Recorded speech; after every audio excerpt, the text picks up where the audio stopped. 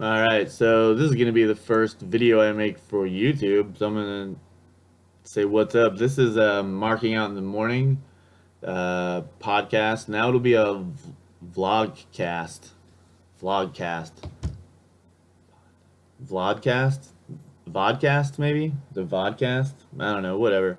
Anyway, wrestling news podcast. I'm trying to see if my co-host can get connected on his end. It's not looking great right now, honestly. We're just gonna start talking about a little bit about The Rock, a little bit about Hulk Hogan. So big Hollywood day for the wrestling industry. We're also going to address uh, Ring of Honor getting a TV deal. Gonna talk about Sting being interviewed by Rolling Stone for a second. Do a SmackDown preview. We already did an NXT review, so sorry you missed that, YouTube. But all right, well, due to some technical difficulties that we ran into again, I'm going to be doing the news by myself this morning. But hey, I can handle the news. It's going to be sweet. We're going to talk about The Rock knocking someone up. Whoops, need to turn that off. Again. What's up, Bella's Natty Forever? We are going to talk about The Rock getting someone pregnant. We're going to talk about Hogan getting fired by phone. It is a Cavaliers hat. Also, Cavaliers shirt, Mark Price, for those on Periscope. What are the other things we're talking about? ROH gets a TV deal. Total Divas ratings are plummeting. Kevin Sullivan is a friggin' idiot. Sting was in Rolling Stone. I'll take a look at what's coming up on SmackDown. So, that's kind of what we're going to go through. And unfortunately, it'll be just me. But that'll work a little better for the Periscope audience, I suppose. I'm going to put my music on for the podcast. And, we'll go through it. So, according to pedestrian.tv, who I'm sure got their sources elsewhere, The Rock has knocked up his longtime partner, Lauren Hashian. There hasn't been a whole lot of other sources confirming it yet, but it looks, based on the article, like it's legit. So about 9 months from now, we'll see baby The Rock, and if it's a boy, perhaps the future WWE World Heavyweight Champion, or at least, someone famous and cool. So whatever. So, great. There's a chance that maybe The Rock's kid will be fourth generation superstar. And I have no idea who this Lauren Hashian is, so hopefully she has some athletic genes in her pool. But you gotta believe The Rock's genes are gonna be pretty dominant no matter who he knocks up. So, I guess we'll wait and find out more. Like I said, that's fresh news, so there hasn't been a whole lot of sources covering it yet. Got it from Radar Online, which is the celebrity news people stuff. So, anyway, that's The Rock. Also, Hulk Hogan recently discussed. Actually, there's a new sound I'm going to play, so you guys, again, on Periscope won't hear this at all. So I apologize to you for missing out on part of the magic that is Marking Out in the Morning. But we're going to do the What's Next sound clip. Maybe.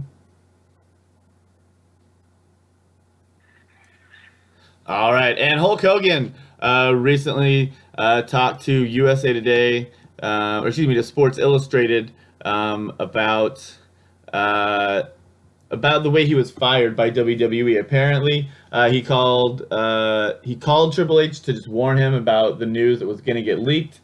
Triple H went and talked to Vince.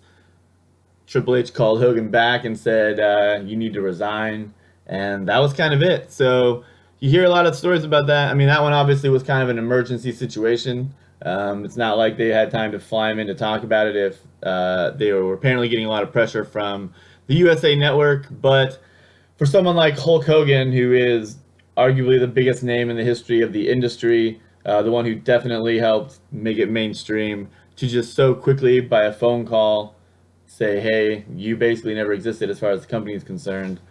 that's kind of a harsh deal. But when you're trying to respond to the network saying we don't want you associated with that guy anymore, what are you gonna do? That's just how things go. So not much else to say about it. It'll just be added to the long list of disgruntled ex-employees. Although Hogan does remain hopeful that one day he will get back with WWE, and you know what? We let wife beaters come back all the time, so who cares? If you're gonna let Austin be such a big guy in your company, and he's been charged with domestic violence, why are you acting like Hogan's racism is even worse than that? I'm not trying to say one's better than the other. I'm just saying it seems really disproportionate punishment. Whatever. All right, and good news for ROH. Recently, the GFW announced that they had a deal, I believe in the UK. ROH just signed an international deal with a company in France. So whatever that's worth, we all know the uncertainty of ROH's future on Destination America. So to know they have at least someone somewhere displaying their television program, that'll give them inspiration to go travel, to go tape shows for us to watch. I'm still holding out for a company like Hulu or Netflix to work with ROH and say, hey, you just should produce a bunch of shows for us. We'll put it on our huge system that's already in millions of people's homes. And then wrestling fans who aren't aware of you will see that. We know what they like to watch. And then you can just binge watch, 10 episodes of ROH. But that's just me. What do I know? I'm just a fucking... Sorry if that's a little harsh. I did say it's an R-rated episode. But yeah, I'm just an idiot who's, whatever, sitting here talking on the internet. So why they would care? They wouldn't. They'd have no reason to. So whatever. I hope all the best for ROH. It's a good company. They produce a lot of talent that comes to WWE later. So hopefully things go well for them. Gamers who are wrestling fans have been talking a lot about Oh, wait, I forgot the sound clip for the podcast. I'm going to have to get better at that. I'm going to move on to the remixed version. All right. And so WWE or wrestling fans in general have been probably excited if you're a gamer because WWE 2K16 comes out in just a little over a month. There's tons of things being released online about that. But did you know that Chikara is making a video game of their own? There's not a whole lot of details about it yet, but they have officially got things underway as far as that goes. They're going to be working with, it's going to be called Chikara Action Arcade Wrestling, and Steam Games will be working on it. I don't know anything about Steam Games, and probably even less about Chikara, but I know Chikara is at least a legitimate wrestling company. Steam Media, I have no idea. So, again, more exposure for more wrestling companies is always good for the industry as a whole. I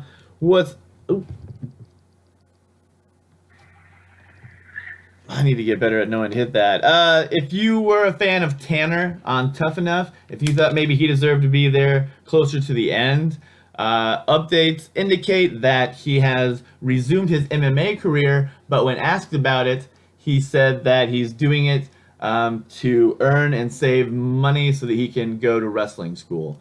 So I kind of liked him throughout that show if you watched Tough Enough. It really probably should have come down to, at the very least, him and Patrick and Josh as the final three. But ZZ just knows how to work a reality show audience, and managed to never get voted off, even though he probably deserved it. So look for more news about that as he hopefully attends a good wrestling school, and maybe we'll see him. I like Tanner. I think he could be good WWE material.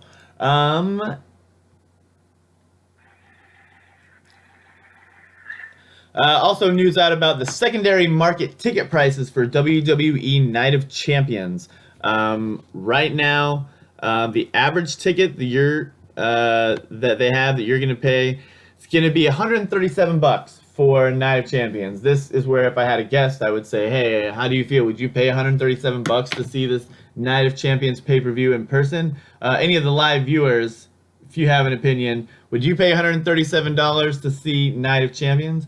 Live, if it was not a big drive for you, maybe. The cheapest tickets are $72, which those must be the nosebleeds. Would you be willing to pay $72 for nosebleeds?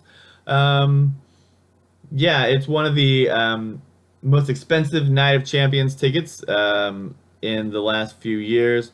And I've attended a lot of pay-per-views the last couple of years, and I don't think I ever paid $130 some, and I've got really good seats. St. Louis is a great city for wrestling pay-per-views. I'm so glad I live within driving distance of St. Louis. I got to see the Survivor Series and that other thing that was in St. Louis when The Undertaker fought Brock Lesnar.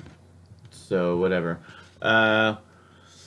Yep, there's that. And so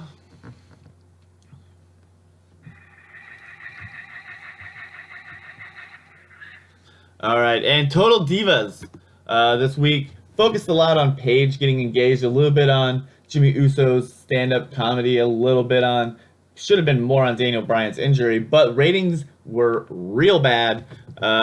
If you care about Total Divas, if you care about the financial state of WWE and how that affects the programming they're able to offer you, it was pretty steep, honestly. It went from last week, which wasn't doing that great, 1.14 million viewers, down to 804,000. That's a pretty dramatic drop for 1 week for a show where things don't seem like that should have been a bad episode for any reason. So, tough news for Total Divas. That's not looking good for Paige as far as reality show, because apparently people don't want to watch it when she's the focus of the show.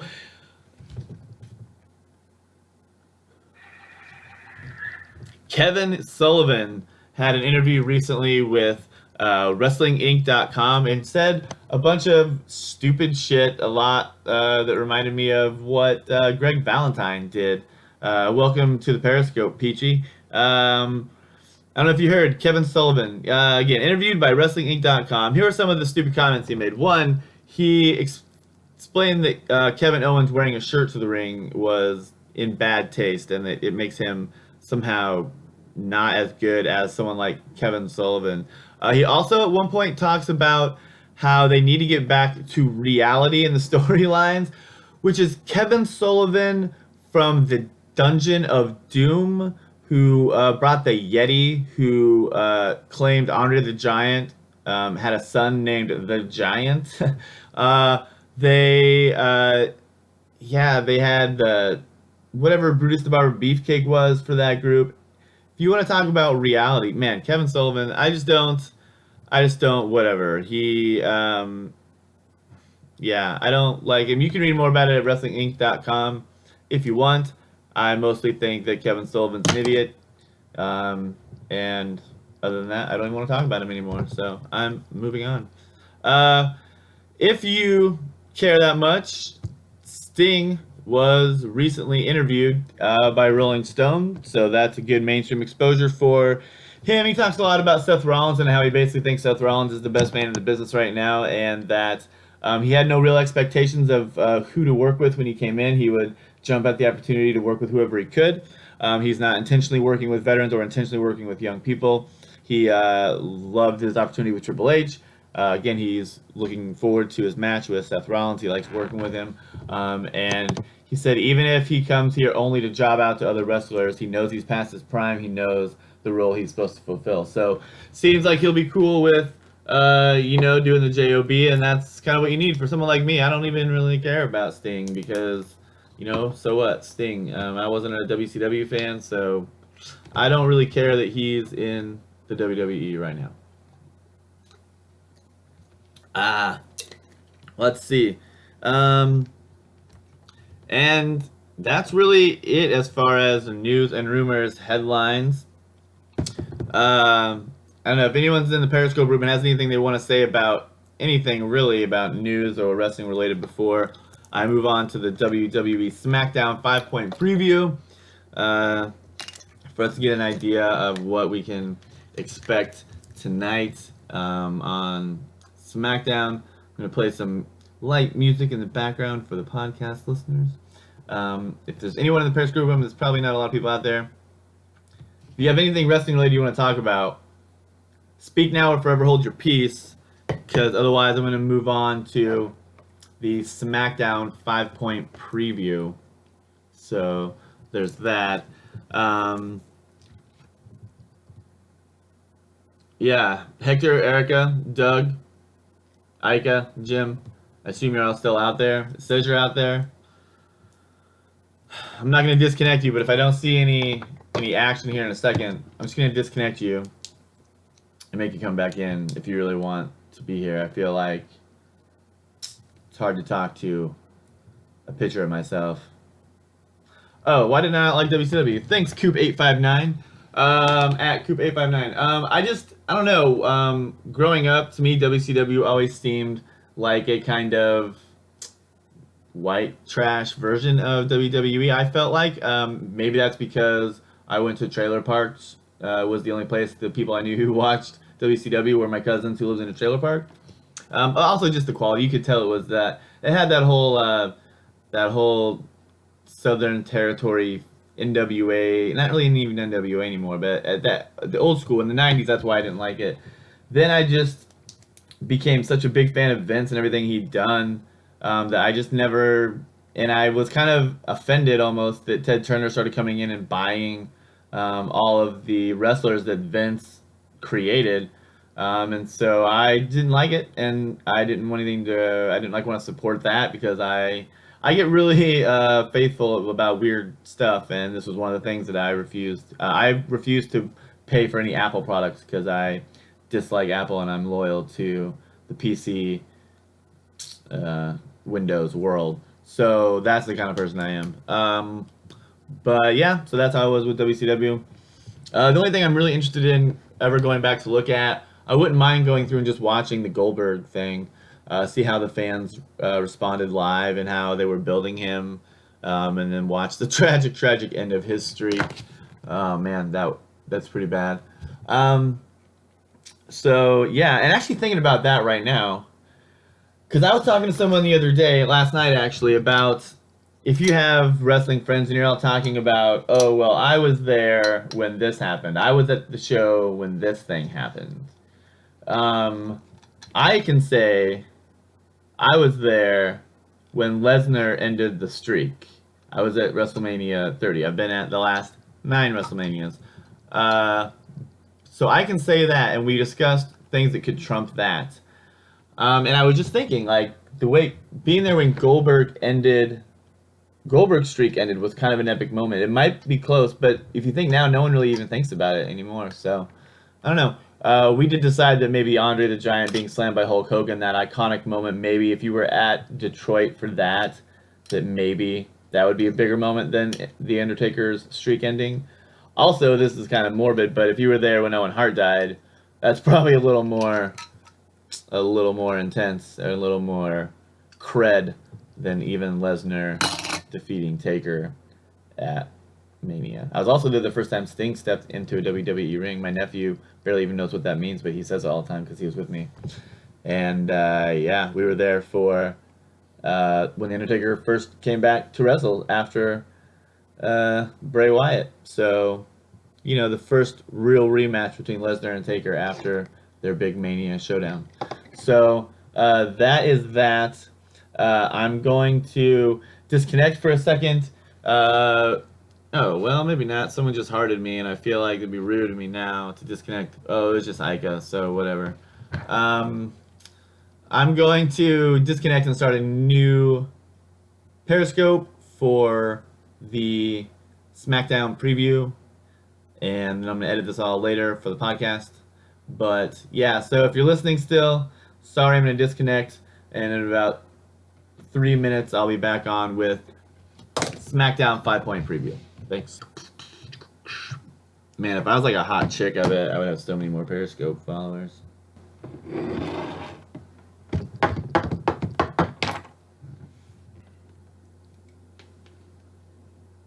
All right.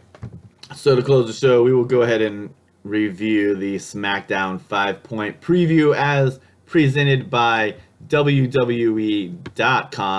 And if it's any indication of how they really feel about the show SmackDown, I went to WWE.com, the front page, not even a mention of the fact that SmackDown is on TV tonight. Had to dig through the website just to find the SmackDown 5-point preview. So apparently, I care more about SmackDown than WWE does. I mean, it's sad, but that's what you get when you're the less talented little brother, I guess. So we're gonna go through like the 5-point preview. Like I said, first one, and most of these are worded as questions. So I'll just ask questions and I'll answer. And if you guys disagree with whatever I'm saying, then go ahead and holler out. First question: can Rollins coexist with Mr. Money in the Bank? They're set tonight. Sheamus and Seth Rollins are teaming up against Roman Reigns and Dean Ambrose. Welcome, Carnessa and Mr. Parker. I think what'll happen with Sheamus and Seth Rollins is that the Wyatts will get involved enough so that Sheamus and Rollins win the match. But then after the match, they'll get in a fight. It'll almost look for a split second like maybe Sheamus is going to cash in. Then he'll just walk away, noting that he's going to cash in at Night of Champions, or at least teasing that, which the more they say he's going to, the more you can almost guarantee he will not actually be doing it. So, can he coexist? I think they will only coexist long enough to let the Wyatts interfere and help them win the match or go to a no contest. Then they'll definitely turn on each other, even though they won't trust each other throughout the match. Point 2, is SmackDown ready for the Bellabration? So what they're talking about there, obviously, Nikki Bella broke AJ Lee's record as the longest reigning WWE Divas champion.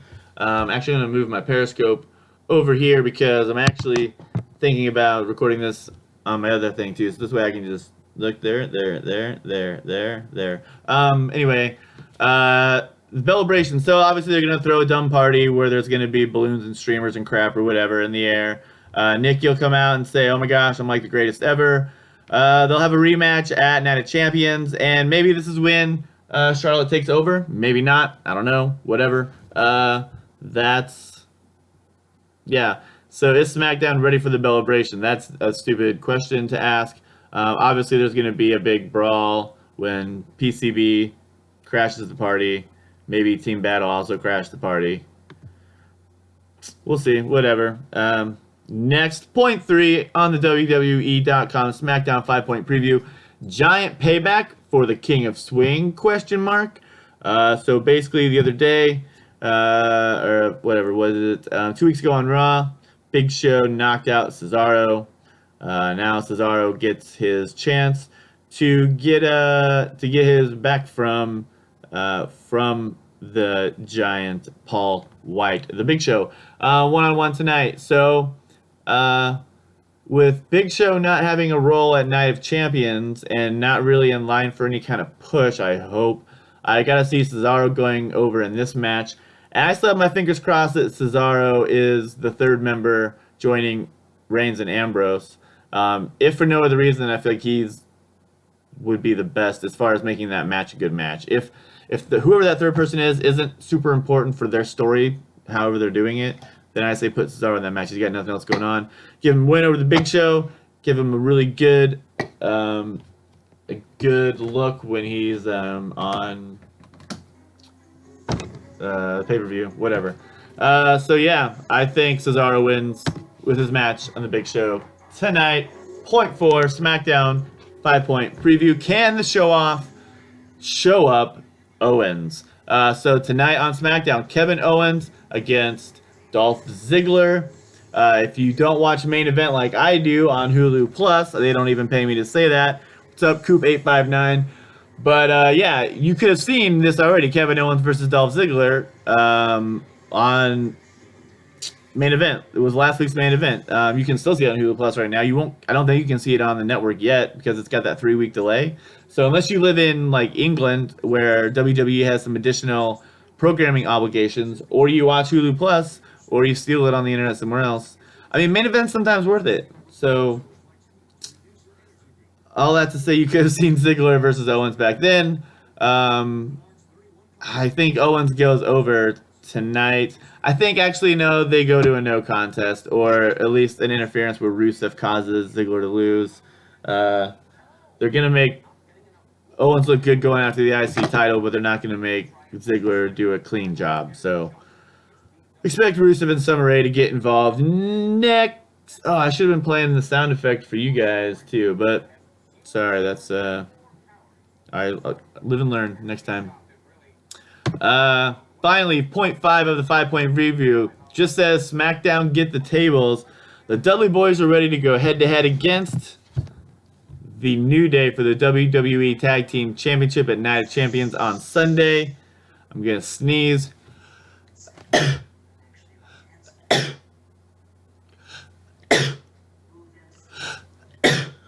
Sheesh. Sorry about that, anyone who had to deal with that. Which superstar will gain momentum en route to Sunday's special event on WWE Network as Kofi Kingston goes one-on-one with which Dudley is it? Devon and Kofi one-on-one in SmackDown. Probably gonna give that win to Devon because I think the New Day retains at the pay-per-view. So that's the 5-point preview. That's all 5 of the points of the preview that we're gonna go over today. So if anyone in Periscope has anything else to say, I don't even know if we even have anyone live right now. So if anyone's out there, get camo. If you have anything you want to talk about wrestling related, this is your last chance because I'm just finishing up because I am an adult. I do have things I have to do with my life, so I can't stay on here all day, and I'm getting tired because this hat's pushing my eyes down. So that's going to be it then. Don't forget you can subscribe to our podcast on iTunes. You can subscribe to our podcast on Stitcher. You can subscribe to the podcast on Blog Talk Radio. That subscription also, with no extra effort, gets you Tweet the Table, Rest of the Best, which is an overage bonus material from the Spanish Announce Table. Check out both of those shows, but if you check out mine, if you subscribe to our podcast, you also get those. Another one comes out this weekend. We'll have a teaser for it on tomorrow's show. And what else? Can't think there's anything else. What else? Anything else? Nothing else. At HEELZiggler_com on Twitter. I'm going to play the closing tune for the podcast audience. I apologize to the video people that you can't hear this. Actually, maybe, yeah, I'll let you hear it. Whatever. Marking out the morning is proud to be recorded in Des Moines, Iowa, Audacity Solutions Studios. You can check us out at HEELZiggler.com. Follow us on Twitter at HEELZiggler_com. The song you hear at the beginning of the show was recorded in Des Moines, Iowa by my friend Campbell D'Souza. The recording studios of Bill Young. If you'd like to also hear the song Part 6 by the artist Arno Piros, which I downloaded for free at newsworthy.com. The album Timeline, we got permission from Arno Piros on Twitter for that. I also downloaded the song you're hearing right. Hey Adelet, show's just wrapping up, but I'll chit chat with you for a second if you have anything you want to talk about, wrestling style. Because I'm here for my fans. That's the kind of guy I am. Oh yeah, no, I don't even know what those letters mean. Sorry, I can't speak that language. It looks like Star Wars to me. I'm sorry. I take that back. It looks like Star Trek to me. You know, tomato, tomato. That's really offensive to the people who like that stuff. This has been Marking Out in the Morning, an Audacity Solutions podcast. Check us out at HEELZiggler.com. Thank you for using Blog Talk Radio. Goodbye. Well, I just ended the podcast. Tulanarum94, is there anything you want to talk about wrestling before I end this broadcast? It's also going to go on YouTube, so maybe, I don't know, we'll see. Probably though, it's probably going on YouTube. My new Vodcast. Vodcast. All right, well, thanks so much for those of you who stopped in for probably about 10 seconds each for, oh. All right, well, are you a wrestling fan even? Do you like wrestling? Is that why you checked out this podcast? Why are you on this podcast? They need to shave. That looks really terrible. I'm going to give you a minute to see if... Oh, there you go. Just randomly pop by. Hey, no, you don't have to apologize. it's okay to randomly stop by. But probably you're not gonna be really interested in like pro wrestling. I imagine that's all this is about. So, I mean, granted, you do get to see what I look like with no makeup, so that's an advantage for you. But otherwise, I feel like there's probably not a whole lot you personally are getting out of this, unless you just randomly happen to like wrestling. Do you know anything about pro wrestling? Do you care about pro wrestling like in any way for any reason at all, even a little bit? Because I can talk about something else. I mean, I watch like a lot of TV. I can talk about a lot of different TV shows. I can talk about, music or something. I can give you advice. Do you need like dating advice? I could give you dating advice. Or any other real life advice actually I could give you probably. Cause yeah, I got a few minutes to kill. So you just let me know. Actually, you know what? I'm just gonna leave it going. And while I'm editing the podcast, I'll start a new broadcast that just says I'm editing my podcast, so then people can watch me edit my podcast, and then they can talk to me while I do it. They can help me pass the time. Am I right? Okay, so whatever. Thanks.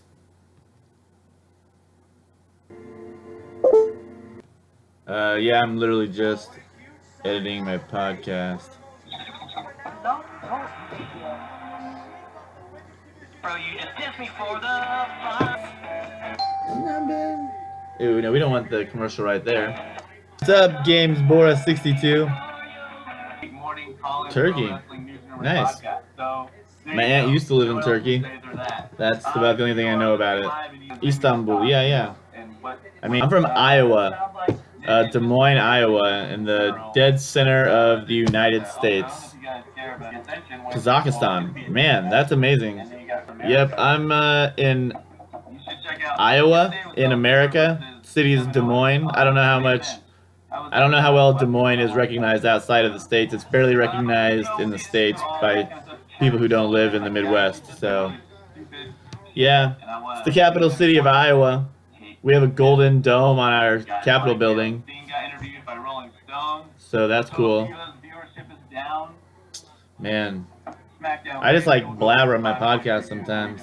I just keep going and going. Can you hear my spoiler alert sound effect? I'll play it again.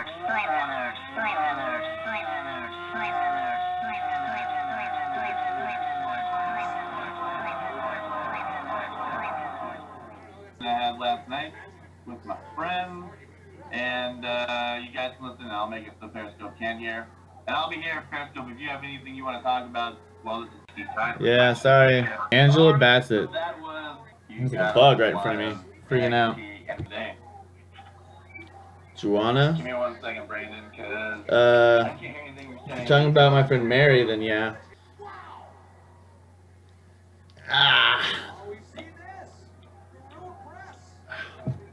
This is where all the technical difficulties kicked in.